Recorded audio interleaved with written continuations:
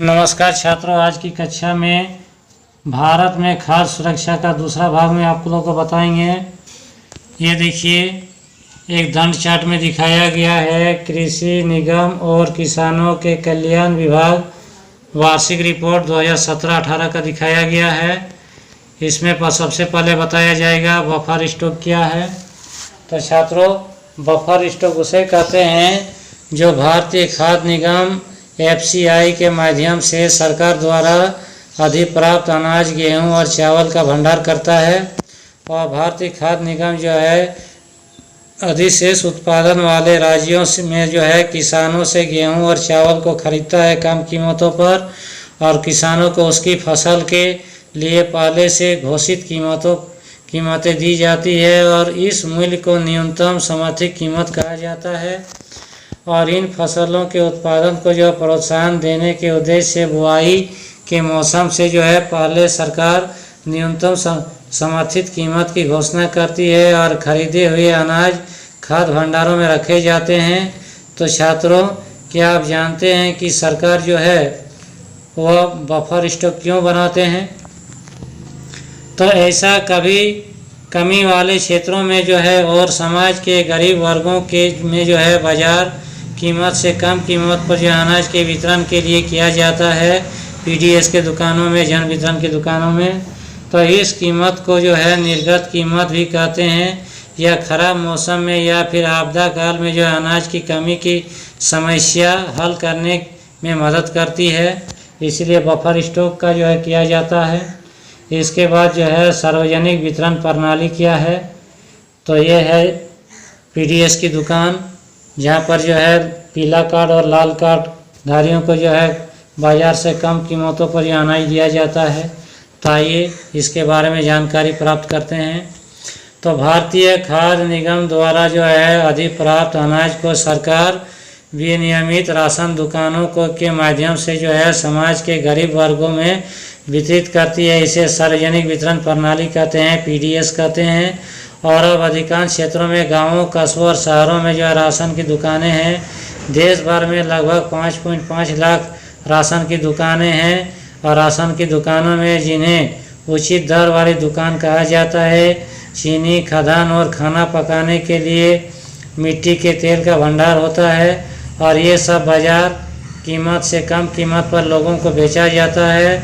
और ration card रखने वाले कोई भी जो है परिवार प्रति माह इनकी एक अनुबंधित मात्रा में, जैसे 35 किलोग्राम अनाज जो पीला कार्डधारियों को मिलता है, 5 लीटर मिट्टी का तेल और 5 किलो चीनी दिया जाता है, जो निकटवर्ती राशन दुकान में से खरीदता है। इसके बाद देखिए छात्रों, ये दिखाया गया है बॉक्स में कि राशन कार्ड 3 प्रकार के होते हैं। निर्धनों में भी जो है निर्धनों के लिए जो है अंत्योदय कार्ड होता है। दूसरा होता है निर्धनता रेखा से नीचे के लोगों के लिए जो है BPL कार्ड होता है। और एक अन्य लोगों के लिए जो है APL कार्ड होता है, हरा कार्ड। तो इस प्रकार जो है जन वितरण प्रणाली के दुकान में जो है राशन को दिया जाता है, जैसा कि ये चित्र में दिखाया गया है। यही है सरकारी दुकान, जन वितरण प्रणाली की दुकान, PDS की दुकान, जहाँ पर प्रत्येक महीना गरीब लोगों को अनाज दिया जाता है। तो छात्रों, ये देखिए कि भारत में राशन व्यवस्था की शुरुआत बंगाल के अकाल की पृष्ठभूमि में 1940 के दशक में हुई। और हरित क्रांति से पहले भारत भारी खाद्य संकट के कारण 60 के दशक के दौरान राशन की जो है प्रणाली पुनर्जीवित की गई। और गरीबी के उच्च स्तरों को जो है ध्यान में रखते हुए 70 के दशक में के मध्य NMSO की रिपोर्ट के अनुसार खाद्य संबंधी 3 महत्वपूर्ण अंतक्षेप कार्यक्रम प्रारंभ किए गए। और सार्वजनिक वितरण प्रणाली जो पहले से ही थी, लेकिन उसे और मजबूत किया गया। एकीकृत बाल विकास योजनाएं ICDS जो प्रायोगिक आधार पर 1975 में शुरू की गई और काम के बदले अनाज दिया जाने लगा। तो इन वर्षों में जो है कई नए कार्यक्रम शुरू किए गए और कार्यक्रमों को चलाने के बढ़ते जो है अनुभवों के आधार पर अन्य कार्यक्रमों का जो है पुनर्गठन किया गया। और वर्तमान में अनेक गरीबी उन्मूलन कार्यक्रम PAP चल रहे हैं, जो अधिकतर ग्रामीण क्षेत्रों में है। और इनमें स्पष्ट रूप से घटक खाद्य भी है, जहां सार्वजनिक वितरण प्रणाली, दोपहर का भोजन आदि विशेष रूप से खाद्य की दृष्टि से सुरक्षा के कार्यक्रम है। तो अधिकतर PAP भी खाद्य सुरक्षा बढ़ाते हैं और रोजगार कार्यक्रम गरीबों की आय में बढ़ोतरी कर खाद्य सुरक्षा में बड़ा योगदान करते हैं। तो सार्वजनिक वितरण प्रणाली की वर्तमान स्थिति किस प्रकार है, तो आइए जानते हैं। तो सार्वजनिक वितरण प्रणाली खाद्य सुरक्षा सुनिश्चित करने की दिशा में भारत सरकार का सर्वाधिक महत्वपूर्ण कदम है और प्रारंभ में यह प्रणाली सबके लिए थी और निर्धनों और गैर निर्धनों के बीच कोई भेद नहीं किया जाता था। पर बाद के वर्षों में सार्वजनिक वितरण प्रणाली जो है को अधिक दक्ष और अधिक लक्षित बनाने के लिए संशोधित किया गया।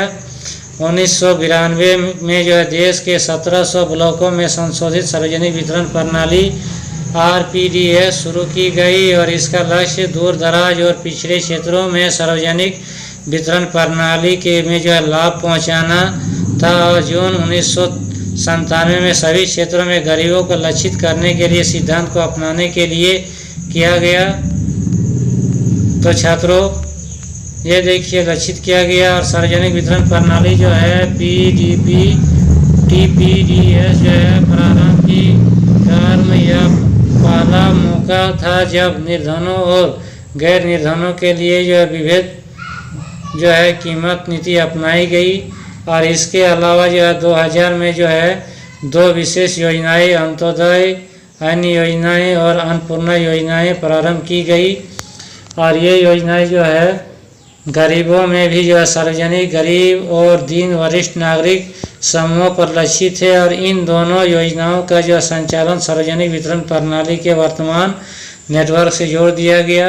और सार्वजनिक वितरण प्रणाली के जो है कुछ महत्वपूर्ण विशेषताओं का सारांश जो है सारणी 4.3 में दिया गया है, जो इन वर्षों के दौरान सार्वजनिक वितरण प्रणाली मूल्यों को जो है स्थिर बनाने और सामर्थ्य अनुसार कीमतों पर जो उपभोक्ताओं को जो है खाद्य उपलब्ध कराने की सरकार की नीति में सर्वाधिक प्रभावी साधन सिद्ध हुई है। इनसे जो है देश में जो है देश के अनाज की अधिशेष क्षेत्रों में जो है पहुंचाया जा सकता है। ये देखिए चित्र में दिखाया गया है, ये सार्वजनिक वितरण प्रणाली की कुछ महत्वपूर्ण विशेषताएं हैं। ये देखिए दिखाया गया है। तो छात्रों कभी जो है भूखमरी और अकाल के व्यापक को रोकने में जो है एक महत्वपूर्ण भूमिका निभाई गई है ये खाद्य सुरक्षा।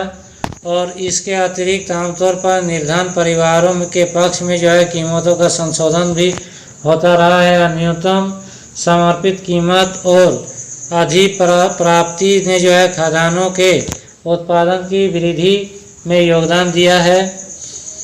तो इस प्रकार कुछ क्षेत्रों में किसानों को जो है सुरक्षा प्रदान की है और सार्वजनिक वितरण प्रणाली को जो अनेक आधारों पर जो कड़ी आलोचना का सामना करना पड़ा है। अनाजों से ठसाठस भरे अन्न भंडारों के बावजूद भूखमरी की घटनाएं हो रही है। तो FCI के भंडार अनाज से भरे हैं, कहीं अनाज सड़ रहा है तो कुछ स्थानों पर चूहे अनाज खा रहे हैं। नीचे दिए गए आरेख 4.2 में केंद्रीय पुल में खाद्यान्न का स्टॉक और उसकी मौजूदा मानदंडों में अंतर को दर्शाते हैं। ये देखिए दिखाया गया है जो भारतीय खाद्य निगम 2018 में बफर स्टॉक का स्तर जुलाई 2017 तक माननीय है। तो छात्रों ये देखिए बॉक्स में दिया गया है अंत्योदय अन्न योजना क्या है। तो अंत्योदय अन्न योजना जो दिसंबर 2000 में शुरू की गई थी और इस योजना के अंतर्गत लक्षित सार्वजनिक वितरण प्रणाली में आने वाले निर्धनता रेखा से नीचे के परिवारों में से 1 करोड़ लोगों की पहचान की गई और संबंधित राज्य ग्रामीण विकास विभागों में ने जो है गरीबी रेखा से नीचे के गरीब परिवारों की सर्वेक्षण को चुना गया। 2 रुपये प्रति किलोग्राम गेहूं और 3 रुपये प्रति किलोग्राम की अत्यधिक आर्थिक सहायता प्राप्त दर प्रत्येक पात्र परिवार को जो 25 किलोग्राम अनाज उपलब्ध कराया गया। और अनाज की मात्रा अप्रैल 2002 में 25 किलोग्राम से बढ़ाकर 35 किलोग्राम कर दी गई। 2003 में जो है अगस्त में 2004 में 50-50 लाख अतिरिक्त बीपीएल परिवार को 2 बार जोड़े गए और इससे इस योजना में आने वाले परिवारों की जो है संख्या 2 करोड़ हो गई है।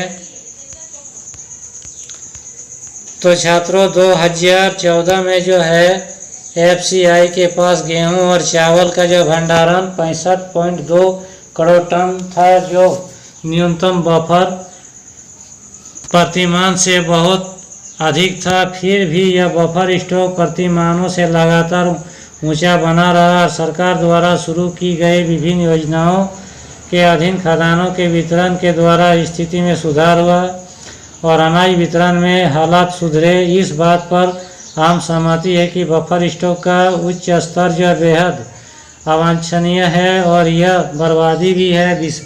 विशाल बफर स्टॉक का भंडार बर्बादी और अनाज की गुणवत्ता में ह्रास के अतिरिक्त उच्च रखरखाव लागत के लिए भी जिम्मेदार है और न्यूनतम समर्थित कीमत को जो कुछ वर्ष के लिए स्थिर रखने पर भी जो है गंभीरता में जो है विचार करना चाहिए।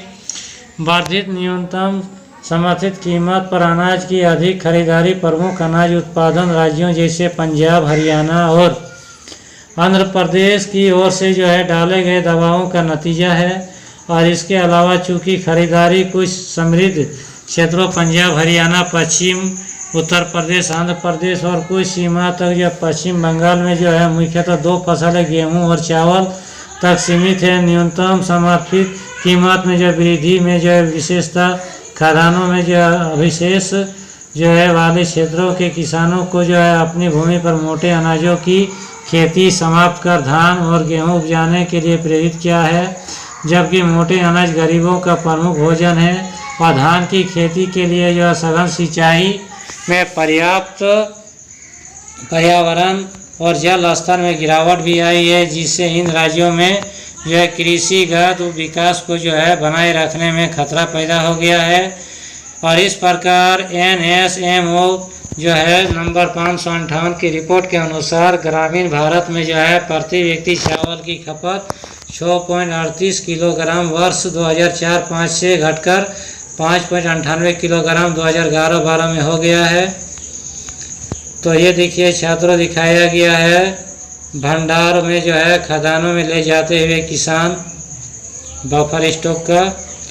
तो नगरीय भारत में जो है प्रति व्यक्ति प्रति माह चावल की खपत 4.71 किलोग्राम से घटकर 4.49 किलोग्राम हो गया, 2011-12 में हो गया। प्रति व्यक्ति जो PDS चावल की खपत जो है 2004-05 में से लेकर 2011-12 ग्रामीण भारत में जो है दुगनी हुई और नगरीय भारत में जो है 66% बढ़ी। PDS गेहूं की प्रति माह प्रति व्यक्ति खपत जो 2004-05 में ग्रामीण एवं नगरीय भारत में दोगुना हो गया। PDS डीलर जो है अधिक लाभ कमाने के लिए अनाज को जो खुले बाजार में बेचना, राशन दुकान में घटिया अनाज बेचना, ये सब कालाबाजारी है। और दुकान कभी कभार खोलना जैसे उपचार करते हैं। राशन दुकानों में घटिया किस्म के अनाज का जो पड़ा रहना आम बात है, जो बिक नहीं पाता।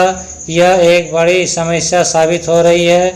जब राशन की दुकानें इन अनाजों को बेच नहीं पाते तो FCI के गोदामों में अनाज का विशाल स्टॉक जमा हो जाता है। और हाल के वर्षों में एक और कारण सार्वजनिक वितरण प्रणाली में गिरावट आई है। पहले प्रत्येक परिवार के पास निर्धन या गैर निर्धन राशन कार्ड था, जिसमें चावल, गेहूं, चीनी आदि वस्तुओं का एक निश्चित कोटा होता था। ये प्रत्येक परिवार को एक समान निम्न कीमत पर बेचे जाते थे। अब वैसा नहीं है।